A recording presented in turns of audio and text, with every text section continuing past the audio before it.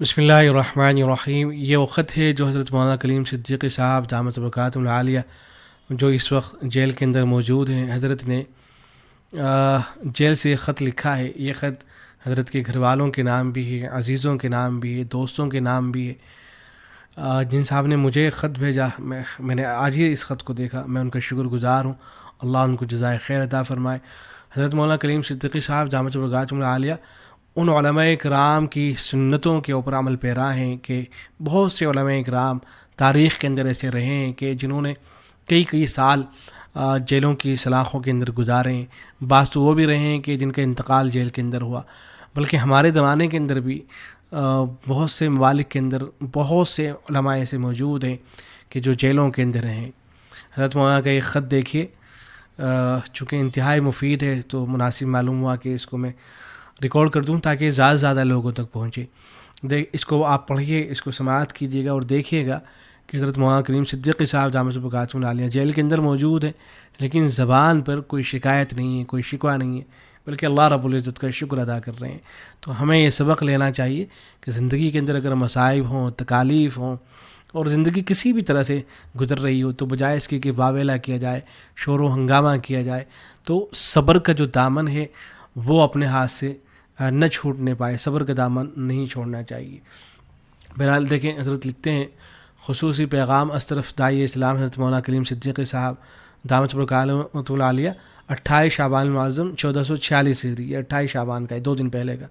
اب میں اس کو ریکارڈ کرا رہا ہوں تو رمضان المبارک کا آغاز ہو چکا ہے اور آج پہلی تراویح ہو چکی ہے۔ الحمدللہ وکفیٰ وسلام علی عبادہ الذین اصطفیٰ، اما بعد۔ میرے پیارے بچوں، گھر والوں، عزیزوں، اہل خاندان، دوستوں، رفقائے گرامی، اہل تعلق، ہمارے اداروں کے اساتذہ اور طلبہ عزیز، السلام علیکم ورحمۃ اللہ وبرکاتہ۔ کریم رب کے حضور دعا ہے کہ وہ ہمیں اور آپ کو دارین میں عافیت سے رکھے۔ میں کس زبان سے اپنے رب کا شکریہ ادا کروں کہ اس حقیر کی ساری نااہلیوں اور حق تلفیوں اور کوتاہیوں کے باوجود اس حقیر کے بڑے اور چھوٹے آخری درجے میں ہوں، کسی کو نظر انداز کرتے ہوئے محبت اور والہانہ تعلق رکھتے ہیں۔ میرا گمان ہی نہیں بلکہ یقین ہے کہ لوجہ اللہ اہل خاندان اور رفقا کا ایسا تعلق اور محبت بہت کم لوگوں کو نصیب ہوتا ہے۔ اس تعلق اور والہانہ لوجہ اللہ محبت کا حق سمجھتے ہوئے آج جیل کی سلاخوں اور 7 سالوں سے یہ عاجز کچھ ضروری گزارشات لے کر اس امید کے ساتھ یہ سکترے لکھ رہا ہے کہ میری ان گزارشات کو ہمیشہ سے بھی زیادہ اپنے اس محبت کرنے والے خیر خواہ کا حق سمجھ کر جی جان سے عمل کریں گے۔ کریم رب کا کتنا بڑا کرم ہے کہ الحمدللہ ثم الحمدللہ کہ ماہ مبارک اپنی تمام رحمتوں، برکتوں اور نورانیت کے ساتھ سایہ فگن ہونے والا ہے۔ یہ ماہ کریم رب اپنے بندوں اور خاص کر ہم کم ہمتوں، کاہلوں اور تھوڑے کی پر زیادہ کی امید لگانے والوں کے لیے اپنی عطا، کرم، اجر و ثواب اور نیکیاں لوٹنے کی بمپر سیل کے طور پر عطا فرمایا ہے۔ میری درخواست ہے کہ ہم سب مل کر کریم رب کی عطا اور بخشش کے زبردست سیزن کی قدر کرتے ہوئے اس بار ماہ مبارک اپنی زندگی کا خاص الخاص تاریخی اور زندگی میں ایک مثبت تبدیلی کا سنگ میل رمضان بنا لیں۔ اللہ کرے کہ ایسا ہو کہ ہماری زندگی کا ایک خاص رمضان بن جائے۔ اس کے لیے فکر مند ہو کر ابھی سے کمر کس کر کوشش کریں کہ ماہ مبارک کا ایک لمحہ بھی ضائع نہ ہونے پائے۔ اس کے لیے گھر میں اس کا تذکرہ شروع کریں اور گھر میں آپس میں خوشی میں اس کا چرچا ہو جائے کہ کریم رب نے ہم پر کرم کیا کہ جود و عطا کا جشن رمضان آ رہا ہے۔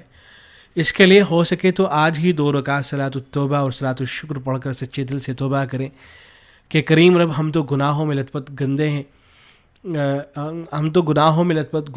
ہوئے ہیں، ہمارے گناہوں کو معاف فرما کر ہمیں ماہ مبارک کے مقدس اور عطا کے جشن شاہی سے پورا فائدہ اٹھانے کے لائق بنا دیجیے، اور ہمیں رمضان کے روزے، قیام اور تلاوت اور سب اعمال کو کما حق ہو کرنے کی توفیق عطا فرما۔ اور یہ دعا جو حدیث پاک میں آئی ہے، جو رمضان کے لیے صحابہ کو سکھایا کرتے تھے، یاد بھی کر لیں اور اس کا معمول بھی بنا لیں۔ اللہم صلی علی رمضان وسلم رمضان علی وتسلم لی متقبلا۔ اے اللہ، رمضان کے لیے مجھے سلامتی عطا فرما اور رمضان کو میرے لیے سلامتی کا مہینہ بنا اور اس مہینے میں کیے جانے والے اعمال قبول فرما۔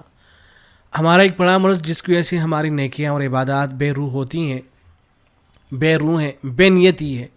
اس بار عزم کریں کہ اس بار ہم لوگ ماہ مبارک کے تمام اعمال، روزے، تلاوت، تراویح، قیام اللیل، سحری اور افطار اور صدقہ و خیرات اور ذکر ہر کام خوب استحضار کے ساتھ صرف اور صرف اپنے پیارے اللہ کو خوش کرنے کے لیے کریں گے۔ روزہ، تلاوت، نماز، سحری، افطار اور صدقہ و خیرات، ذکر، تسبیحات کرنے سے پہلے ایک ساتھ رک کر اپنے دل سے سوال کریں گے کہ ہم یہ کام کیوں کر رہے ہیں۔ بڑی اہم بات ہے، اللہ کرے کہ ہم سب یہ کام کرنے والے بن جائیں۔ پھر اس کا جواب زبان سے نہیں بلکہ دل کے استحضار کے ساتھ کہ آج یہ روزہ، یہ تلاوت، یہ سحری، افطار، صدقہ و خیرات، ذکر و دروز صرف اور صرف اپنے کریم محبوب رب کو راضی کرنے کے لیے کر رہے ہیں۔ یہ مہینہ صرف اور صرف قرآن مجید کا جشن شاہی ہے، تو پورے گھر میں، مسجدوں میں، مدرسوں میں قرآن مجید کی تلاوت، یاد کرنے، سننے سنانے، اس کا مذاکرہ اور درس قرآن کا دور دورہ کرنے کی کوشش کریں کہ کریم رب کے یہاں ہم اپنے رب کی مرضی کے مطابق ماہ مبارک کا جشن قرآنی ہونا ثابت کر سکیں۔ اس بار صرف خالی تلاوت کا اہتمام نہ ہو، بلکہ یہ طے کر لیں کہ کم از کم ایک بار قرآن مجید ترجمے کے ساتھ بھی پڑھیں گے۔ اگر پڑھنے پر قادر نہ ہو تو آڈیو سے توجہ کے ساتھ سنیں گے، اور پڑھنے اور سننے سے پہلے دل و دماغ کو حاضر کر کے اسے استحضار کے ساتھ ترجمہ پڑھیں اور سنیں کہ میرے کریم اور محبوب رب کا نام محبوب میرے لیے آیا ہے۔ اور اس کے لیے آسان طریقہ یہ ہے کہ حضرت شیخ الاسلام مفتی تقی عثمانی دامت برکاتہ العالیہ کا جو آسان ترجمہ قرآن ہے وہ بہت ہی شاندار، بہت ہی مفید ہے، اس کو لے کے بیٹھ جائیں۔ اس میں مختصر تشریحات بھی ہیں، تو انشاءاللہ اس سے بڑا فائدہ ہو جائے گا۔ اس کو یا تو پڑھ لیں، اگر پڑھ نہیں سکتے ہیں تو سماعت کر لیں۔ حضرت شیخ الاسلام مفتی تقی عثمانی دامت برکاتہ العالیہ کی جو ویب سائٹ ہے اس پر اگر آپ جائیں گے تو حضرت نے خود ترجمہ اور تفسیر دونوں کر رکھی ہیں، اور بہت مختصر ہے، بہت آسان ہے، زیادہ تفصیل اس کے اندر موجود نہیں ہے، لیکن وہ بہت شاندار ہے۔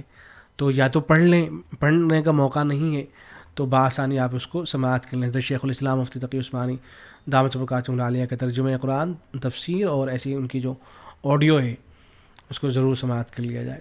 یہ ماہ مبارک جس کی سب سے بڑی عبادت روزہ ہے اور جس کا مقصد پرہیزگار بنانا ہے، میرے عزیزو، پرہیز میں ایجابی سے زیادہ سلبی امر شامل ہے کہ کچھ کرنے سے زیادہ گناہ اور نافرمانیوں سے رکنا زیادہ اہم ہے۔ ذرا دیر کے لیے غور کر کے اپنی زندگی کا محاسبہ کریں کہ ہمارے اندر کون کون سی روحانی بیماریاں اور گناہوں کی عادتیں ہیں، ان کی فہرست بنا کر انہیں چھوڑنے کی ٹھان لیں۔ کم از کم اس کا عزم کریں کہ ماہ مبارک میں ہم تو ضرور باز رہیں گے، خصوصاً جھوٹ، غیبت اور چغلی تو ہرگز نہیں کریں گے۔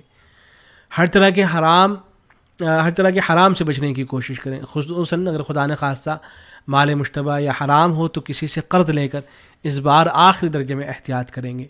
پورے گھر کے لوگوں، بڑوں اور بچوں کو بٹھا کر ایک نظام الاوقات اور قرآن مجید اور تسبیحات کا ایک نصاب طے کر کے انشاءاللہ روزانہ اتنی تلاوت اور اتنی تسبیحات ضرور پڑھیں گے۔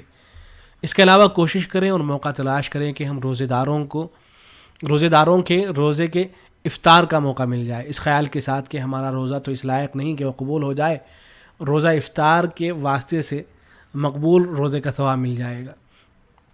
ماہ مبارک میں پیارے آقا صلی اللہ علیہ وسلم کی سخاوت تیز آندھی سے بھی زیادہ ہو جایا کرتی تھی۔ ہم بھی اس کا اہتمام کریں، ہم بھی اس سنت پر قربان ہونے کی کوشش کریں اور گھر میں اس کا ماحول بنائیں۔ گھر کا ہر ایک فرد ایک سے بڑھ کر ایک اپنی ذاتی رقم سے ایسے صدقہ و خیرات کرے کہ ایک ہاتھ سے صدقہ کرے تو دوسرے کو خبر نہ ہو۔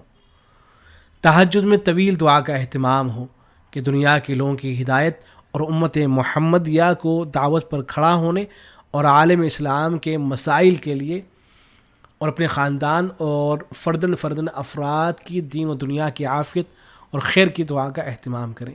عید کی تیاری اگر ماہ مبارک سے پہلے نہ کی ہو تو آخری عشرے سے پہلے کر لیں، تاکہ آخری عشرے کو زیادہ سے زیادہ عبادت اور شب قدر کی عبادت کے لیے فارغ کیا جا سکے۔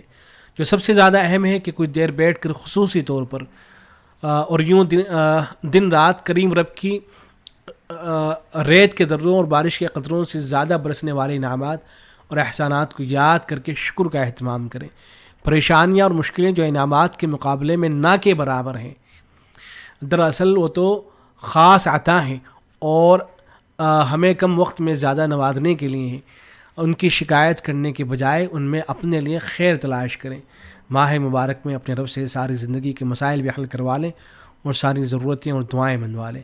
امید ہے ان باتوں کا اہتمام کریں گے تو انشاءاللہ یہ رمضان ہمارا تاریخی رمضان بن جائے گا۔ والسلام، دعا گو و دعا جو حضرت مولانا کلیم صدیقی صاحب دامت برکاتہ العالیہ۔